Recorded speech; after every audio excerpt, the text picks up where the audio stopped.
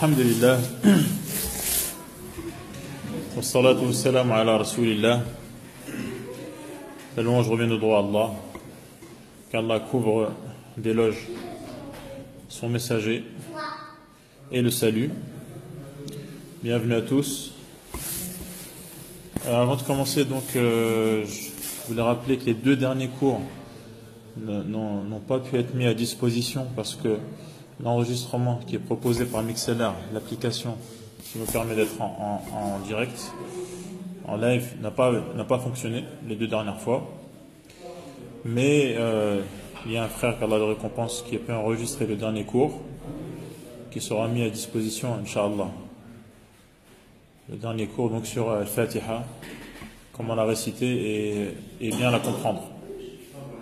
Donc ça c'est la première chose que je voulais dire. Ensuite, on rentre dans le vif du sujet. Donc, comme annoncé, le sujet ce soir, c'est qui est notre prophète. On sait tous que parmi les questions auxquelles les gens seront soumis lorsqu'ils se retrouveront dans leur tombe, seuls, parmi ces questions, il y en a une au sujet du prophète Mohammed sallallahu alayhi wa sallam. Quelle a été l'attitude envers lui? Est-ce que ce mort qui se retrouve bien seul dans sa tombe à devoir répondre de ses actes, est-ce qu'il a fait partie de ceux qui l'ont suivi, qui ont cru en lui, qui ont marché sur ses pas, sur ses traces, ou non? Donc c'est une question de la plus grande importance. Et l'homme dont on va parler est le plus grand homme que l'humanité a connu. Il suffit pour cela de savoir que si Jésus, que si Jésus était parmi nous sur terre, ou que si Moïse était vivant parmi nous, ils n'auraient tous les deux d'autres choix que de suivre le prophète Mohammed sallallahu alayhi wa sallam. Personne aujourd'hui ne peut prétendre avancer sur un chemin qui mène au paradis s'il n'est pas sur le chemin qui a été tracé et emprunté par le prophète sallallahu alayhi wa sallam. Toutes les voies sont sans issue et ne mènent à rien et n'aboutissent pas, sauf le chemin du prophète sallallahu alayhi wa sallam qui est le seul chemin qui mène au paradis. Et sa nation est la nation la plus grandiose. Et elle sera la plus importante parmi ceux qui auront accès au paradis. Et Allah subhanahu wa ta'ala a même affirmé que si on l'aimait, eh bien, qu'on devait suivre son messager. Et mieux on connaîtra cet homme, sallallahu alayhi wa sallam, qu'Allah le couvre d'éloges et le salut, et plus notre foi sera ancrée. Allah subhanahu wa ta'ala dit Am lam ya'rifu rasulahum fahum lahu munkirun. Renie-t-il au pluriel leur messager, leur prophète, parce qu'ils ne le connaissent pas? Autrement dit, mieux on connaîtra le prophète sallallahu alayhi wa sallam, mieux quelqu'un connaît le prophète sallallahu alayhi wa sallam, et moins il pourra renier qu'il est effectivement le messager choisi par Allah subhanahu wa ta'ala pour transmettre son message. Il a été annoncé dans les livres précédents, les livres apportés par Moïse et par Jésus. Il y a des signes extraordinaires qui sortent de l'ordinaire, qui montrent qu'il a été choisi par Allah subhanahu wa ta'ala, qu'il est assisté par Allah subhanahu wa ta'ala, qu'il exauce ses invocations, qu'il lui accorde la victoire, qu'il met ses ennemis en échec, qu'il lui transmet des informations que seul un prophète peut connaître au sujet de ce qui est passé avant lui au cours de l'histoire, au sujet des choses qui allaient venir après lui et que le prophète sallallahu alayhi wa sallam a annoncé et qui se sont effectivement réalisées et qui continuent à se réaliser jusqu'à la fin des temps. Et parmi les grands signes, les plus grands signes qui montrent que cet homme est effectivement le meilleur des hommes et qu'il est effectivement envoyé par Allah subhanahu wa ta'ala, en fait, en plus du fait qu'il informe, qu'il donne des informations auquel personne n'a eu accès, parce que lui-même n'a pas été présent, parce que lui-même n'a pas étudié les livres des chrétiens et des juifs avant lui, parce qu'il n'a pas de maître, il n'a pas de mentor, personne ne lui a transmis ces informations. En plus de cela, il y a le témoignage d'Allah subhanahu wa ta'ala. Wa kafa billahi shahida. Le témoignage d'Allah qui est que pendant 23 ans, il laisse cet homme se présenter comme étant celui qui parle en son nom, qui transmet son message, qui dit et affirme que des choses sont licites, car Allah les a rendues licites, que d'autres sont illicites, parce qu'Allah les a interdites, qui combat ceux qui s'opposent à lui, qui dit jour et nuit, Allah vous dit de faire ceci, Allah vous interdit de faire cela, Allah vous promet ceci, Allah vous met en garde contre cela,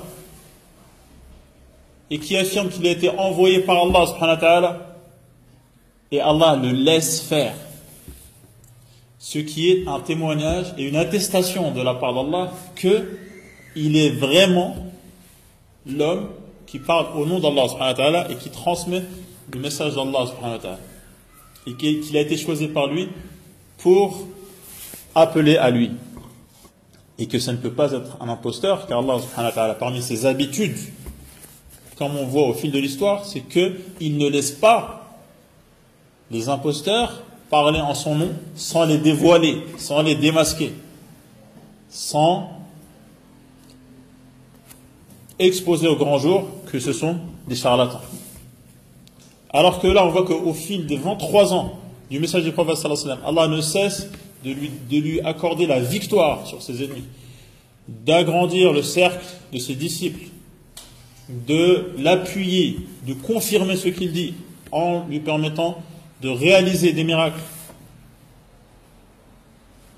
Ce qui montre que c'est une shahada, c'est une attestation, c'est un témoignage venant de la part d'Allah subhanahu wa ta'ala qui suffit à lui-même. Sans parler des autres signes éclatants qui montrent qu'il ne parle pas de son propre chef, mais que c'est bien une révélation de la part d'Allah subhanahu wa ta'ala qui ne fait que transmettre. Car le prophète sallallahu alayhi wa sallam de répéter aux gens qu'il n'est qu'un être humain, mais qui transmet ce qu'Allah lui ordonne de transmettre, et qui est sa révélation. Comme disaient donc les messagers avant lui. Le prophète sallallahu alayhi wa sallam, pour pouvoir se visualiser, ou plutôt visualiser et se représenter de qui on parle, le prophète Mohammed sallallahu alayhi wa sallam, Mohammed déjà ça veut dire celui qui a d'innombrables qualités qui font qu'il mérite qu'on dise du bien de lui, qu'on dise du bien de lui, qu'on fasse ses éloges, qu'on le cite de manière élogieuse, respectueuse, qui force l'amour qui habite le cœur envers lui. Le prophète sallallahu alayhi wa sallam était un homme plutôt grand, pas trop grand, pas très grand, mais plutôt grand, de taille, qui était blanc de peau, une blancheur qui tirait vers le rose, le rosé. Il avait de longs cheveux, sallallahu alayhi wa sallam. Il avait un large visage avec des grands yeux et des cils en arc courbé. Et son nez était fin. Il avait une bouche charnue. Il avait une barbe imposante qui couvrait sa poitrine large, car il avait les épaules larges, sallallahu alayhi wa sallam.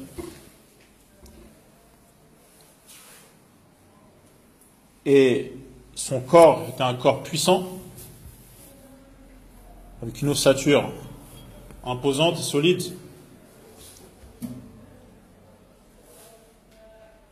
Il n'avait pas, à la fin de sa vie, de nombreux poils blancs. Et il s'habillait comme les Arabes de l'époque, donc des fois avec 2 pièces de vêtements une qui couvre le bas du corps et une qui couvre le haut du corps, parfois avec un qamis, donc une espèce de chemise longue, avec des vêtements qui n'étaient pas trop longs, qui ne dépassaient pas ses chevilles. C'était un homme, sallallahu alayhi wa sallam, qui forçait le respect lorsqu'on le voyait, tout en s'attirant l'amour de ses compagnons, par son bon comportement, par sa compagnie agréable. Ses mots étaient pesés et mesurés, sa manière de parler était claire et limpide. Il répétait les choses lorsqu'il les exposait et les annonçait, si bien que les gens retenaient par cœur ses paroles. Et c'est ainsi que les compagnons les ont ensuite transmises.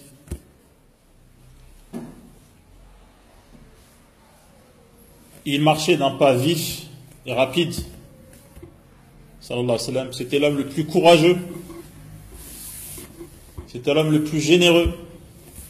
C'était l'homme qui adorait Allah subhanahu wa ta'ala de la manière la plus intense, qui passait de longues heures la nuit à prier et qui jeûnait des fois plusieurs jours d'affilée, en dehors du mois de Ramadan, bien entendu. C'était l'homme qui connaissait Allah le mieux, qui craignait et obéissait à Allah le plus, et qui voulait le plus le bien de l'humanité. Et il a éduqué autour de lui des hommes qui ont continué à porter l'étendard qu'il a brandi durant sa vie et qui ont étendu le cercle de l'islam d'est en ouest, notamment du levant au ponant, au coucher du soleil, en Occident, si bien que quelques années seulement après sa mort, l'empire islamique, la terre de l'islam s'étendait de l'Andalousie jusqu'aux portes de la Chine. Sallallahu alayhi wa sallam.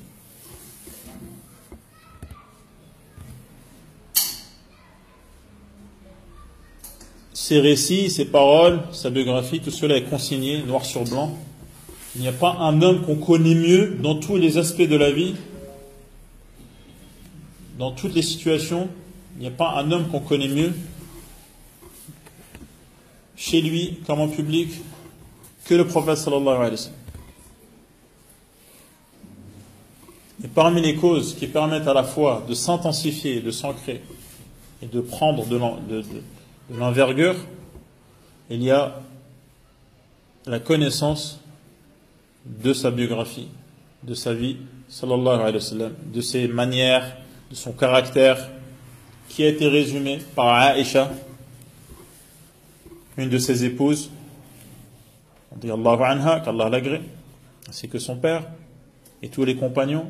Elle a résumé le caractère du prophète sallallahu alayhi wa sallam, ses manières, en disant kana khuluquhu al-Qur'an.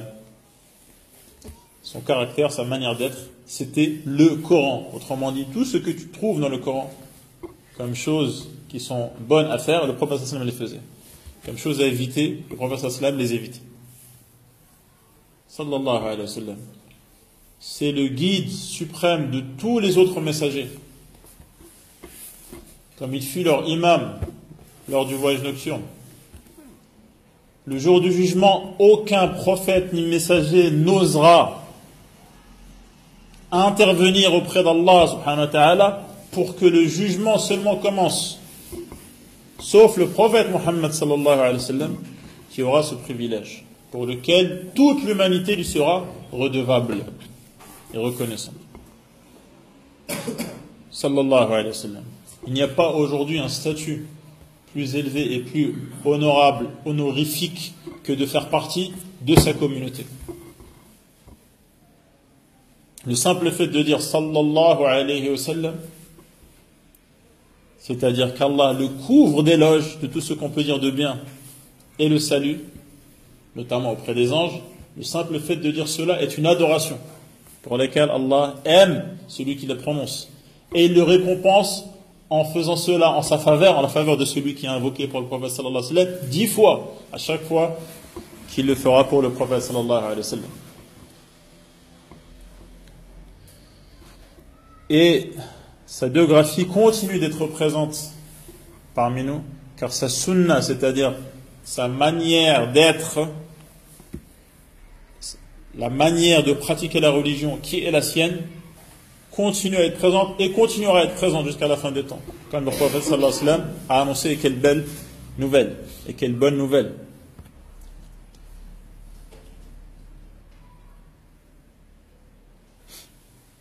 Et si on n'a pas pu avoir le privilège de le côtoyer, d'être à ses côtés dans sa mosquée, lors de ses voyages, lors de ses expéditions, lors de ses discours du vendredi, il nous reste comme consolation le fait de lire ces hadiths et de faire partie de ceux qui aiment ces hadiths et ceux qui étudient ces hadiths en les mémorisant et en cherchant à percer les significations. Ahlul hadith humu أهل الحديث هم أهل النبي وإن لم يصحبوا نفسه أنفاسه صاحبه.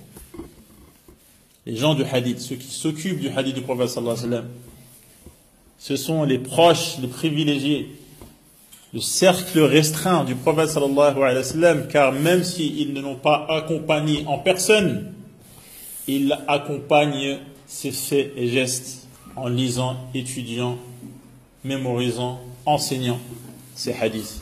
Sallallahu alayhi wa sallam.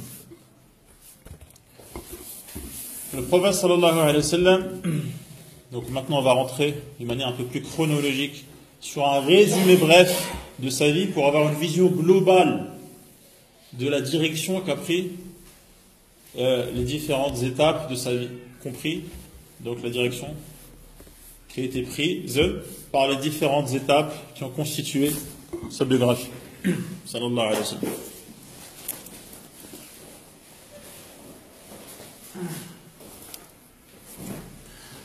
Le prophète sallallahu alayhi wa sallam est né lors d'une année qu'on appelle Amul Fil, l'année de l'éléphant, l'année où le fameux événement qui est rapporté dans Surat Al-Fil, l'éléphant, lorsque l'année où cet événement donc s'est déroulé. À la fin du 6e siècle grégorien, aux alentours des années 570, les Abyssins, donc qui venaient de la région de l'Éthiopie actuelle, qui étaient chrétiens, donc se sont retrouvés dans le sud de l'Arabie et pour des raisons qui sont trop longues à expliquer, ont voulu détruire la Kaaba en apportant avec eux un éléphant pour démolir, donc avec la force de l'éléphant qui pourrait tirer notamment une corde ou une chaîne autour de laquelle seraient les pierres ou les briques de la Kaaba, en la tirant pour pouvoir démolir la Kaaba. Et donc ils ont apporté avec eux cet éléphant qui a refusé de participer à ce crime. Et donc cette armée d'Abyssins, à la tête de laquelle il y avait un certain Abraha, leur commandant, leur chef, ont été bombardés de pierres, donc jetées et lancées par des oiseaux. C'est ce qu'on trouve dans la sourate Al-Fil. Et cela a un lien avec la continuité de l'existence de la tribu de Quraysh. C'est pour cela que cette sourate se trouve juste après sourate, ou juste avant plutôt, sourate Al-Fil, sourate Quraysh. فَجَعَلَهُمْ كَعَصْفٍ مَأْكُولٍ لِإِيلَافِ قُرَيْشٍ. Pour que Quraysh continue à pratiquer leurs activités de commerce en été comme en hiver et qui continuent à exister, Allah leur a donné un prestige qu'aucune autre tribu n'a possédé, qui est le prestige de faire partie des habitants du Haram, le périmètre sacré autour de la Kaaba, qui a été protégé par Allah subhanahu wa ta'ala de manière extraordinaire en exterminant ceux qui ont osé faire l'affront de vouloir toucher à sa demeure qui est la Kaaba. Donc cela donne un prestige magnifique à la tribu de Quraysh qui continue à être respectée, et donc cela était déjà un signe annonciateur qu'il allait se passer quelque chose de grandiose en lien étroit avec cette tribu. Et c'est effectivement cette année-là que le prophète sallallahu alayhi wa sallam a vu le jour, et quel grand jour. Le prophète sallallahu alayhi wa sallam a grandi orphelin, il avait perdu son père donc, et sa mère très tôt. Et avant de perdre sa mère, donc, il a commencé à être allaité à la manière des Arabes de l'époque, dans les alentours, donc dans le désert, par Halima Sa'diya de la tribu de Banu Sa'd. Il a été allaité à la manière des Qurayshites qui envoyaient leurs enfants, donc profiter de l'air pur du désert. Et ensuite il est revenu à la Mecque. Déjà Halima Sa'diya, sa nourrice, avait remarqué que cet enfant était hors du commun, car elle avait remarqué la baraka, c'est-à-dire l'abondance de bienfaits dont elle bénéficiait lorsque cet enfant était avec elle. C'est bien qu'elle a tout fait pour le garder le plus longtemps possible. Et déjà des événements extraordinaires, comme le fait que sa poitrine était fendue, cela avait déjà été remarqué depuis sa plus tendre enfance. Ensuite, le prophète sallallahu alayhi wa sallam est revenu à la Mecque et il a été pris en charge par son grand-père, qui était un des chefs de Quraysh, et ensuite, après la mort de son grand-père, par son oncle Abu Talib. Son oncle Abu Talib, qui était pour lui comme un second père, et qu'il a pris sous son aile, qui l'a entouré de multiples soins, et qui savait que son message était la vérité. Mais par sagesse, Allah subhanahu wa ta'ala a voulu qu'il reste mécréant. Et c'était d'ailleurs une manière de protéger le prophète sallallahu alayhi wa sallam, vu que la tribu de Quraysh ne pouvait rien faire tant que son oncle était vivant, surtout qu'il était toujours de leur côté. Alors qu'il savait bien que le prophète sallallahu alayhi wa sallam disait la vérité, il a même dit des vers de poésie très éloquents et avec une grosse charge émotive, en disant clairement qu'il sait que le prophète sallallahu alayhi wa sallam dit la vérité. Mais il n'a pas la force d'affronter les critiques. Et c'est pour cela qu'il ne s'est pas converti. Cela nous amène à un point extrêmement important. Il y a des gens, de nombreuses personnes, qui sont émerveillées par le prophète sallallahu alayhi wa sallam, qui disent que c'est un homme grandiose, qui disent que c'est quelqu'un hors du commun. Mais ça ne fait pas des musulmans pour autant. Tant qu'ils ne reconnaissent pas que le prophète sallallahu alayhi wa sallam a été envoyé par Allah et qu'ils ont l'obligation de le suivre, et tant qu'ils n'affirment pas clairement qu'il est et qu'il témoigne, en plus de témoigner qu'Allah est seul a mérité d'être adoré, qu'il témoigne que Mohammed est son messager, et qu'ils se soumettent à sa loi, eh bien, cela ne leur sera d'aucune utilité, comme cela n'a pas été d'utilité pour son oncle. Donc son oncle l'a protégé durant son enfance. Le prophète sallallahu alayhi wa sallam, durant sa jeunesse, a notamment effectué un voyage vers Hacham, donc comme je vous ai dit tout à l'heure, à la manière des Qurayshites, qui se rendaient au Shem une fois par an, donc en été, et en hiver au Yémen, Rihlat al-Shita et al-Sayf. Donc il a accompagné son oncle vers Hacham, et donc à l'âge de 12 ans, il a accompagné son oncle donc prenait soin de lui, il l'a emmené avec lui même en voyage, et pendant ce voyage, il y a la fameuse histoire de Bahira, qui est un moine, et les gens du livre, chrétiens et juifs, savaient très bien que le moment où allait émerger le dernier des prophètes était imminent, et il a reconnu que ce jeune donc était le prophète tant attendu. Et ensuite le prophète sallallahu alayhi wa sallam est reparti donc à réeffectuer une autre fois ce voyage en travaillant, en étant donc au service de Khadija, qui avait donc des capitaux, et elle avait besoin de quelqu'un qui allait effectuer le voyage pour faire des profits commerciaux. C'est le prophète sallallahu alayhi wa sallam qui s'en est chargé, et en prenant conscience de la valeur de cet homme, donc elle a souhaité devenir son épouse. Et c'est elle qui s'est mariée à l'âge de 25 ans avec cette femme Khadija, radiyallahu anha, qui est sa première femme, qui avait à l'époque 40 ans, et qui va rester son unique femme jusqu'à son décès, au décès de Khadija, à la fin de la période mécoise. Et donc, tous les enfants du prophète sallallahu alayhi wa sallam, sont les enfants de Khadija, sauf Ibrahim, qui est l'enfant de Maria. Ces enfants qui sont garçons et filles.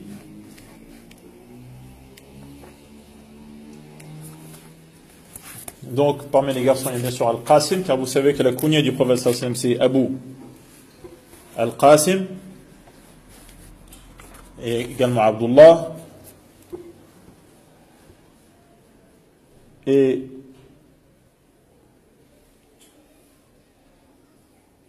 Zaynab, Fatima, Ruqayya et Kalthoum parmi les filles.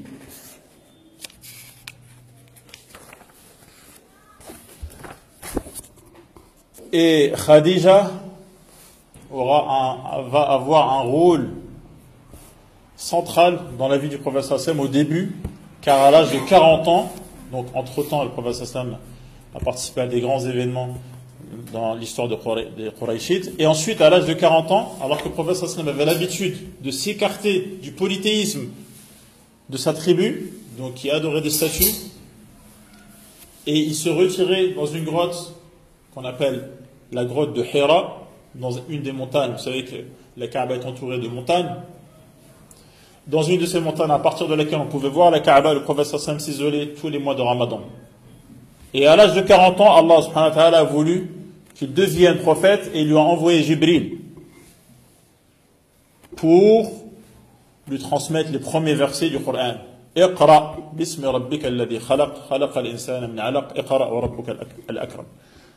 Alladhi 'allama bil qalam, 'allama al-insana ma lam ya'lam. Le prophète sallallahu alayhi wa sallam s'est déroulé quelque chose donc d'inédit, de bouleversant, est revenu voir Khadija qui l'a rassuré et qui lui a dit que vu toutes les qualités du prophète sallallahu alayhi wa sallam, il est impossible qu'Allah l'abandonne et que c'était bien au contraire un signe qu'Allah subhanahu wa ta'ala l'avait choisi, et cela a été confirmé ensuite par un cousin de Khadija qui est Waraqa ibn Nawfal, qui avait étudié donc la Torah et ou l'Injil, et donc il lui avait dit que cet être qui était venu le voir était en fait Jibril, qui est l'intermédiaire entre Allah et les prophètes.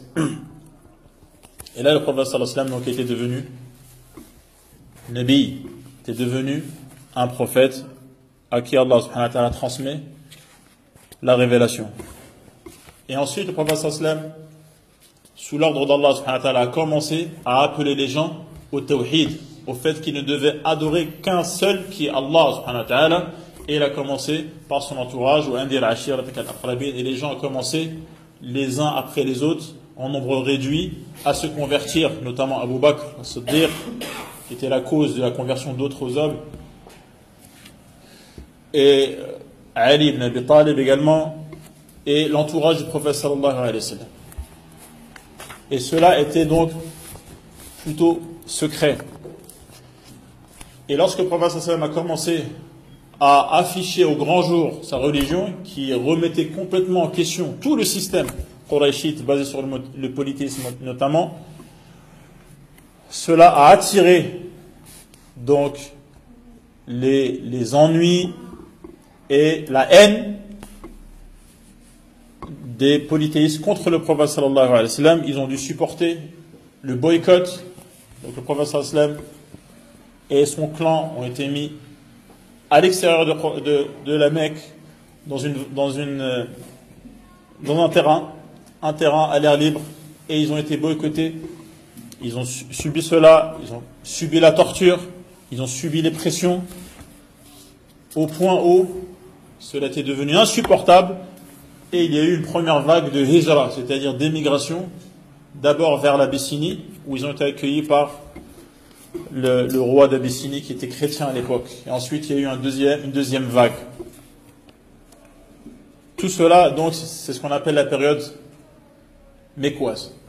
Le prophète sallam, son message était accentué sur at-tawhid, le fait sur la ilaha illallah. Ensuite, le prophète sallallahu alayhi wa sallam a perdu deux soutiens importants qui sont Khadija et quelques jours avant son oncle Abu Talib. Et là, c'était de plus en plus dur. Le prophète sallallahu alayhi wa sallam également n'a pas trouvé du soutien en dehors de la Mecque, notamment à Taïf, à peu près 70 km, où il a été chassé de la manière la plus violente et inacceptable. Et là, ça a été très très dur. Même si les djinns, à ce moment-là, se sont convertis. Une partie d'entre eux se sont convertis, alors que les êtres humains, beaucoup d'entre eux avaient refusé. Et là, le prophète, Allah subhanahu wa ta'ala a consolé son prophète sallallahu alayhi wa sallam en le faisant monter vers lui, jusqu'au 7e ciel, et Allah subhanahu wa ta'ala lui a parlé, et il lui a imposé les cinq prières, donc on connaît. Les 5 prières donc à réaliser, et qui font partie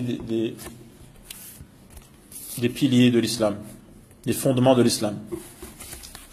Et le prophète sallallahu alayhi wa sallam, donc à chaque fois que c'était le moment du pèlerinage, car les Arabes connaissaient le pèlerinage, ils respectaient Ibrahim, ils respectaient la Kaaba, ils accomplissaient le pèlerinage, même s'ils avaient modifié certaines choses. À chaque fois, les Arabes se réunissaient à la Mecque pour le pèlerinage, et à chaque fois, le prophète sallallahu alayhi wa sallam allait les voir, en leur disant qu'il était prophète, en leur disant qui va me soutenir, qui va me prêter main forte, qui va être à mes côtés pour que je transmette le message d'Allah. Et personne ne le soutenait.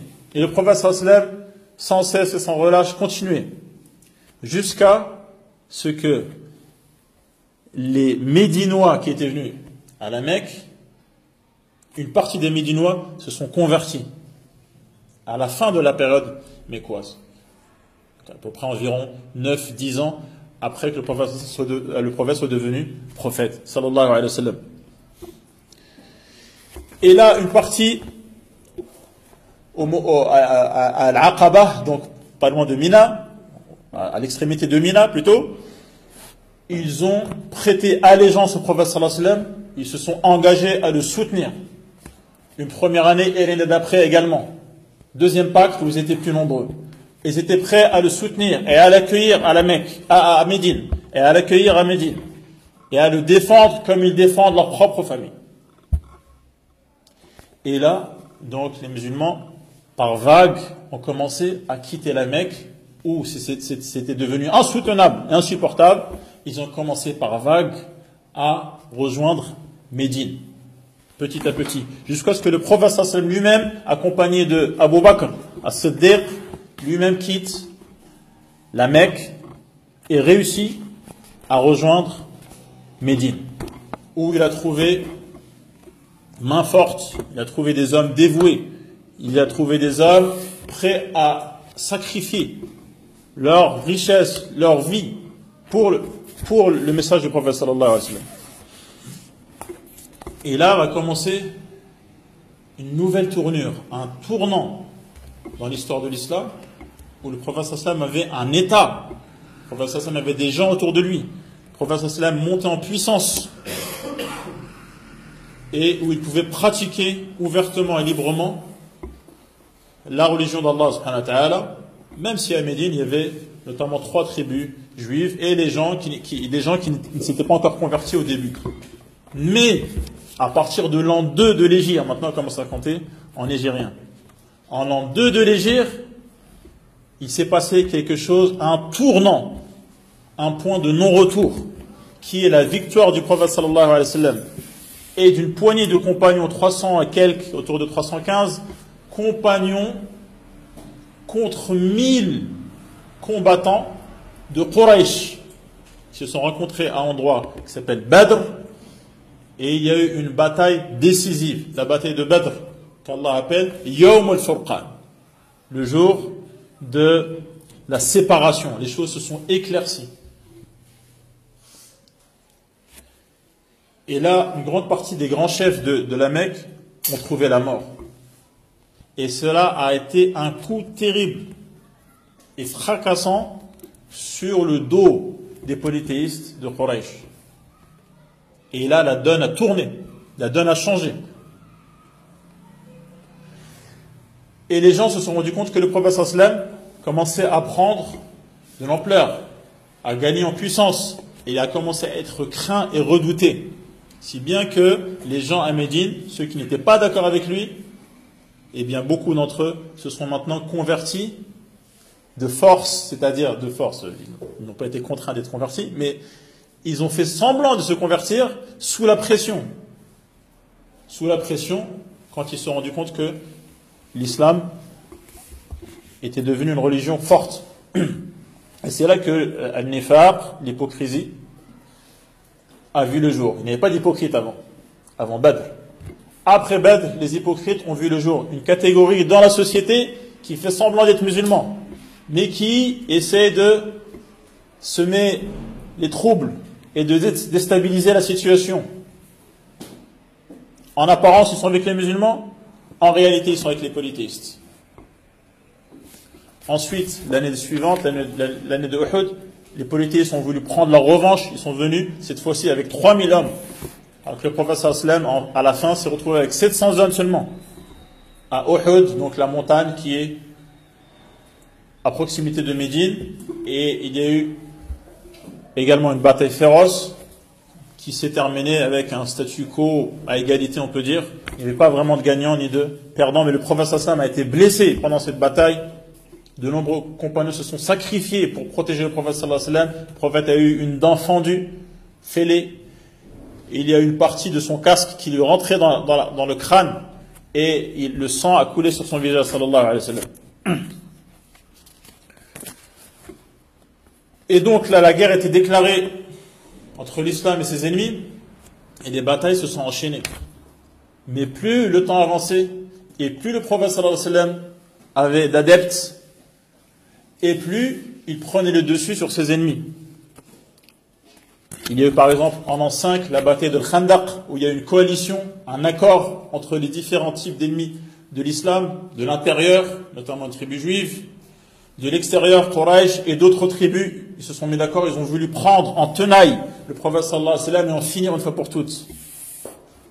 Et le prophète sallallahu alayhi wa sallam avec les compagnons ont passé plusieurs nuits à creuser une tranchée autour de Médine, du côté où les armées pouvaient venir. Et c'était quelque chose de nouveau pour les Arabes. Sous le conseil de Salman, le Perse, qui va apporter cette technique de guerre de la Perse. De Perse. Et Allah subhanahu wa ta'ala a fait refouler, a mis en échec toute cette organisation, toute cette coalition, en envoyant du vent, une tempête. Grâce à Allah, les croyants n'ont même pas eu besoin de se battre. Une tempête a tout emporté sur son chemin. Et tous les campements n'ont pas pu tenir et ils ne pouvaient rien faire. Ils ont rebroussé chemin. La haine en suspend dans leur gorge. Ils n'ont rien pu faire. Allah les a mis en échec avec des ennemis invisibles.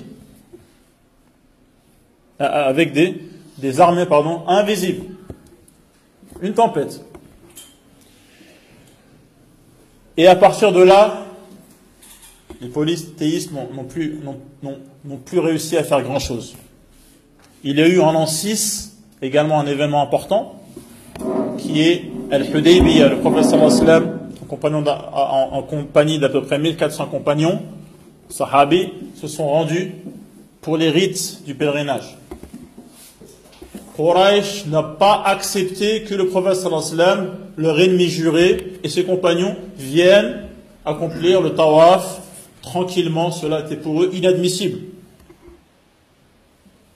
Alors que il est impossible, inconcevable pour les Arabes d'empêcher quelqu'un de tourner autour de la Kaaba. Mais c'est la haine qui les a empêchés de faire ce qu'ils font avec tout le monde depuis des générations. Et là, il y a eu un accord, un pacte entre le prophète sallallahu alayhi wa sallam et la tribu de Quraysh, que pendant 10 ans, ils étaient en paix. Donc un accord de paix, une trêve de 10 ans. Et cette trêve, en vérité, même si en apparence n'était pas en la faveur des compagnons et du prophète sallallahu alayhi wa sallam, parce qu'il y avait des conditions extrêmement sévères et défavorables en apparence, mais en vérité c'était une victoire. C'est pour cela que lorsque le prophète sallallahu alayhi wa sallam est reparti à Médine sans avoir pu faire la Umrah ou le Hajj, et tous les compagnons, cela était terrible pour eux. Après toutes ces centaines de kilomètres en plein désert, ils n'ont pas pu voir la Kaaba, seulement juste la voir. Ils ont dû rebrousser chemin, alors que ce sont leurs pires ennemis qui l'ont fait barrage. C'était très difficile à supporter. Mais Allah subhanahu wa ta'ala a fait descendre surat Al-Fath. Sur le chemin du retour, il a fait descendre une surat qui s'appelle la victoire. C'était une victoire. Car pendant cette période, les gens ont pu savoir c'était quoi l'islam en vérité. Vu que c'était une période de paix et une trêve, les gens ont pu voyager, ont pu se rendre à Médine, ont pu voir qui était le prophète sallallahu alayhi wa sallam, c'était quoi l'islam, quels sont ses rites, quelle est cette religion.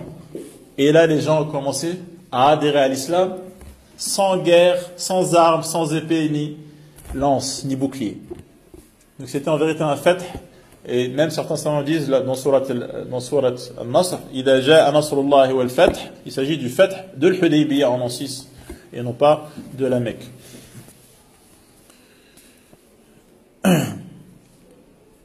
Donc ensuite il y a eu la bataille de Khaybar contre une tribu juive ou des tribus juives de Khaybar qui est une région en Arabie. Ils ont pu accomplir la Umrah qu'ils n'avaient pas pu accomplir en an 6, ils n'ont pu l'accomplir en an 7, c'est ce qu'on appelle Umrat al-Qada, et le prophète sallallahu alayhi wa sallam a fait 4 Umrah et un pèlerinage comme on va le voir à la fin en qualité de prophète sallallahu alayhi wa sallam. Et en an 8, donc 2 années seulement, à peine après le pacte avec Quraysh, après la trêve avec Quraysh, Quraysh a rompu le pacte en prêtant main forte à une tribu, alors qu'elle n'avait pas le droit de le faire. Et là, cela a été l'occasion pour le prophète sallallahu alayhi wa sallam de conquérir la Mecque. Non, encore.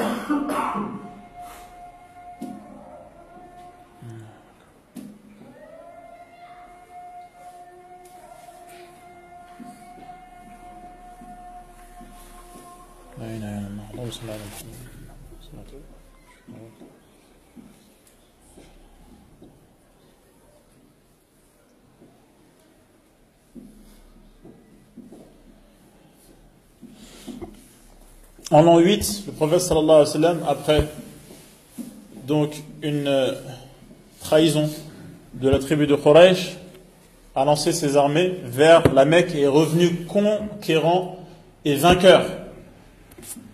Des Mécois qu'il avait quelques années au précédent, qui avait humilié ses compagnons, qu'il avait forcé à quitter sa ville natale et qu'il avait combattu, il est revenu conquérant à la tête d'une armée de 10 000 hommes, armés jusqu'aux dents. Il suffisait d'un clin d'œil pour que des torrents de sang coulent dans la Mecque, mais le prophète sallallahu alayhi wa sallam a préféré tous leur pardonner. Il ne s'est pas vengé, le prophète sallallahu alayhi wa sallam. Et ces Mécois se sont ensuite convertis. Ceux qui avaient pris les armes contre lui ont pris les armes avec lui.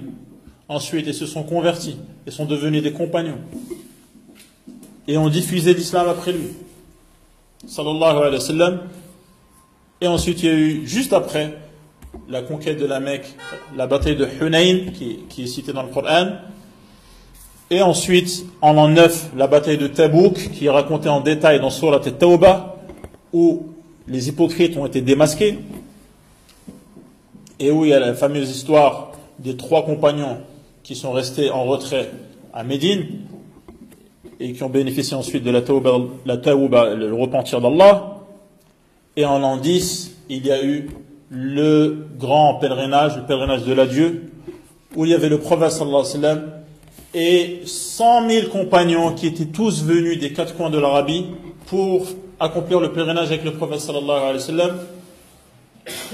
Et là, le prophète sallallahu alayhi wa sallam leur a dit, il se peut bien que ce soit la dernière fois qu'on se rencontre et qu'on ne puisse pas se rencontrer ensuite. Et là, il a prononcé son grandiose, son formidable discours. Et quelques jours après son retour, sallallahu alayhi wa sallam, il a quitté ce monde. Après une période de maladie. Et le prophète sallallahu alayhi wa sallam, donc, pendant sa maladie, il a eu la force à un moment de rentrer dans la mosquée et il a vu les compagnons en train de prier derrière Abu Bakr as-Siddiq qu'il avait désigné pour le remplacer en tant qu'imam. Et le prophète sallallahu alayhi wa sallam a souri lorsqu'il a vu les musulmans tous unis derrière Abu Bakr as-Siddiq, qui après la mort du prophète sallallahu alayhi wa sallam a continué son message et a continué sa da'wa et a pris les rênes de la direction de la nation des musulmans, et ainsi de suite. Donc, après Abu Bakr, Omar al-Khattab, Uthman ibn Affan, Ali ibn Abi Talib et de grands hommes qui ont continué l'œuvre que le prophète sallallahu alayhi wa sallam avait bien ancrée. Voilà donc, en résumé, qui est notre prophète sallallahu alayhi wa sallam, le plus grand des hommes. L'homme que toute l'humanité, aussi bien les humains que les djinns, ont l'obligation de suivre. L'homme dont les paroles et les faits et gestes sont la référence et la balance sur laquelle on pèse ce que disent ou font les autres gens, pour savoir si c'est vrai ou c'est pas vrai, si c'est bon ou si c'est mauvais, si c'est utile ou si c'est nuisible. On regarde par rapport à l'enseignement du prophète sallallahu alayhi wa sallam. C'est la référence. Et le croyant ne fait rien passer avant ce qu'Allah subhanahu wa ta'ala dit et ce que son prophète sallallahu alayhi wa sallam dit. Et la joie et le bonheur, c'est de savoir le plus en détail qui était cet homme, quelles étaient ses paroles dans les différents domaines de la religion, car celui qui les connaît le mieux, les connaît le mieux, ses paroles et gestes, et le suit et y applique le plus ses enseignements, sera donc celui qui est le plus proche de lui, sallallahu alayhi wa sallam. Et celui qui aime vraiment Allah subhanahu wa ta'ala, il n'a d'autre choix pour prouver et confirmer cet amour que de suivre cet homme. Fattabi'uni yuhibbukumullah, tu bénéficieras en suivant cet homme de l'amour d'Allah wa yaghfir lakum dhunubakum, et du pardon pour les péchés. Hada wallahu a'lam, Allah en sait plus. وصلى الله وسلم على نبينا محمد وعلى آله وصحبه أجمعين. سبحانك اللهم وبحمدك أشهد أن لا إله إلا أنت أستغفرك وأتوب إليك.